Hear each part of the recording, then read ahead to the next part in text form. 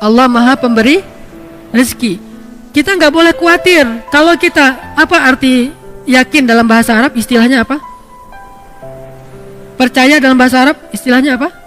Iman. Iman itu dari bahasa aman yang artinya nyaman, tidak ada rasa gundah, tidak ada gangguan, tidak ada zilzal, guncangan, tidak ada raib, keraguan-raguan, aman. Maka orang yang beriman hatinya aman. Orang yang beriman hatinya tentram. Orang yang beriman hatinya nyaman. Kalau kita yakin bahwa Allah Maha Pemberi rezeki, maka kenapa kita merasa takut? Kenapa kita merasa sedih? Kenapa kita merasa khawatir? Kenapa kita merasa gundah? Kenapa kita merasa was-was? Kenapa? Berarti kita tidak benar-benar yakin Allah Sang Pemberi rezeki. Kenapa khawatir? Allah kan yang ngasih rezeki. Kenapa kita harus ngebela-belain banget sesuatu yang Allah benci? Kita ambil sesuatu yang Allah larang demi mendapatkan sesuatu nasi, katanya ikhtiar. Padahal Allah yang memberi rezeki, bukan pekerjaan, bukan seseorang, bukan siapapun, tetapi Allah lah yang memberi rezeki. Sehingga orang yang yakin kepada Allah bahwa Allah itu Maha Pemberi rezeki, dia tidak akan, pikirannya itu gak akan kemana-mana, nyaman.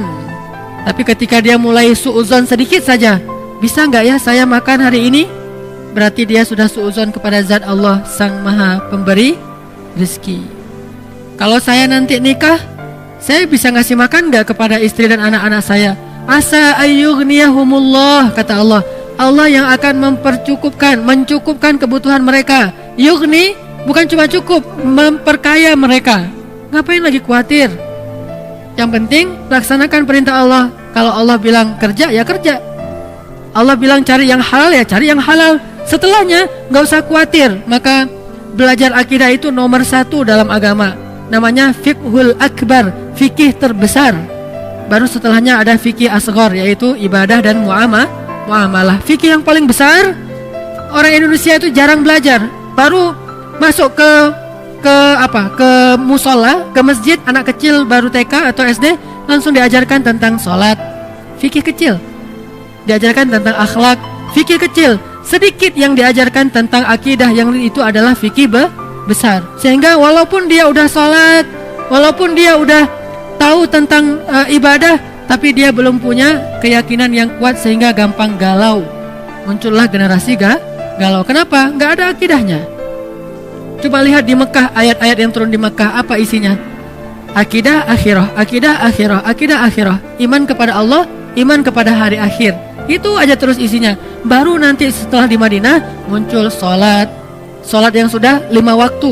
Walaupun dia menjelang hijrah ke Madinah, sholat 5 waktu, kemudian puasa, kemudian zakat, kemudian jihad, kemudian menutup aurat, hijab, kemudian haji, umrah di Madinah. Kalau sholat menjelang Madinah, walaupun sholat itu udah ada sejak awal risalah, tapi dikonsep dalam bentuk 5 waktu menjelang ke Madinah. Intinya syariat itu baru muncul setelah sampai di Madinah. Sebelumnya akidah akhirah, akidah akhirah. Coba lihat ayat-ayat tentang yang di juz amma, rata-rata akhirah, akidah. Ini menunjukkan bahwa yang harus kita bangun terlebih dahulu adalah jangan suuzon sama Allah. Kalau kita udah gak suuzon sama Allah, insya Allah kita gak akan suuzon sama manusia. Kita tidak akan menjelek-jelekkan manusia. Kenapa? Bagaimanapun juga dia adalah ciptaan Allah. Makanya salah satunya yang paling gampang, misalnya Allah Maha Pemberi rezeki. Udah, kenapa ragu? Kenapa kita bilang ini jangan, ini gak boleh, pekerjaan ini haram, tapi keuntungannya gede? Berarti makin gede dosanya. Udah, tinggalkan saja pekerjaan ini, ambil pekerjaan lain yang halal. Terus saya mau makan apa? Nah, ini enggak yakin sama Allah nih, iftira. Ini suuzon sama Allah.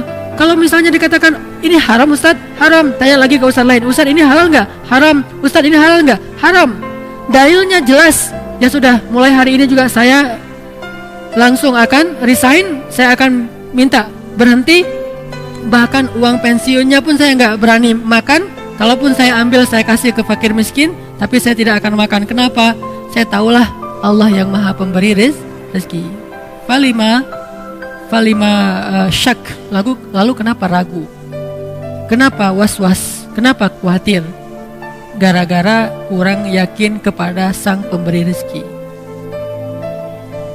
Kan enak hidup kalau udah yakin sama Allah Maha Pemberi rezeki. Dan yakin itu yakin yang paling benar.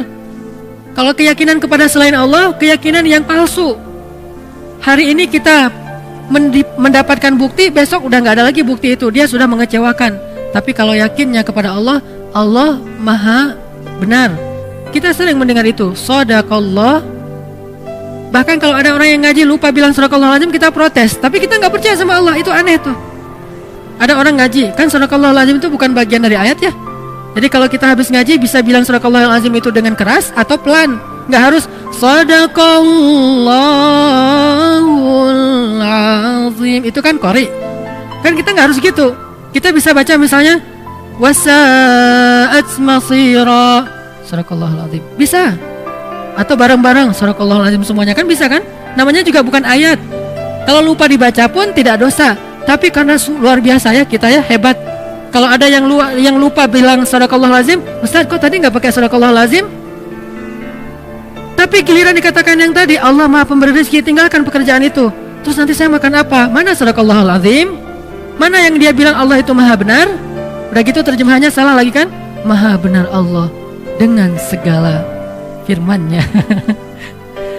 Padahal apa? Maha benar Allah yang Maha Agung.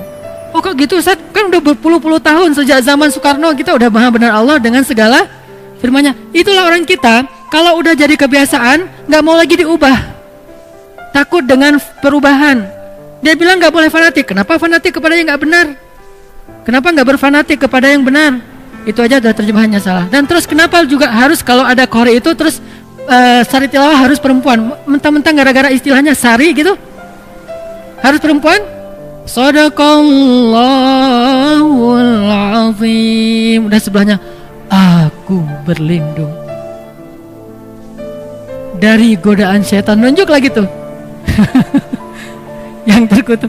Ini kenapa harus gini gitu loh? Aneh kan? Kenapa nggak si qori'nya aja, kan udah ada Quran terjemah, tinggal baca. Dia baca gini nih. Dengan nama Allah yang Maha Pengasih lagi Maha Penyayang, sungguh kami telah memberikan kepadamu kemenangan yang nyata. Kan jelas. Kenapa harus ada dua orang? Satu laki-laki, satu perempuan. Bukan muhrim pula.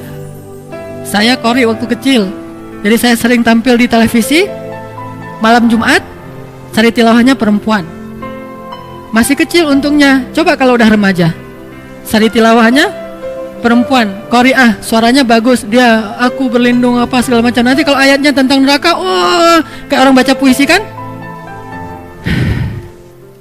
Ini karena kebiasaan kita. Makanya kalau kita rajin bilang shadaqallahul azim, kenapa shadaqallahul azim itu nggak masuk ke hati?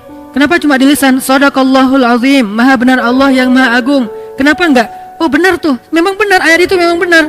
Memang Allah Maha Razzaq, memang Allah Maha Rahman, memang Allah Maha Ghafur, memang Allah Wahhab. Jadi kalau misalnya dia belum dapat anak, berdoa lagi, berdoa supaya Allah kasih anak. Udah berdoa, bukan udah, nggak ada cerita udah berdoa, terus berdoa. Kenapa? Kalau nggak dikasih anak nanti dikasih di mana? Di surga. Emang di surga ada anak? Hadis riwayat Tirmidzi, baru aja kemarin saya baca. Kata Nabi, ketika seseorang menginginkan anak di surga, hari itu juga istrinya hamil dan melahirkan tanpa rasa sakit. Hadis riwayat Tirmidzi. Abu Dawud, ketika seseorang menginginkan anak di dalam surga, hari itu juga istrinya hamil dan melahirkan tanpa rasa sakit dan tanpa menghilangkan keperawanannya. Lahir anaknya. Berarti kita punya anak banyak di surga? Punya anak banyak. Makanya nggak usah berputus asa, minta aja anak. Rabbi habli minas salihin, Rabbi habli min ladunka waliya, waj'alhu Rabbi radiyya, Rabbi habli min ladunka dzurriyyatan thayyibah, Rabbana hab lana min azwajina wa dzurriyyatina qurrata a'yun. Kok belum Ustaz?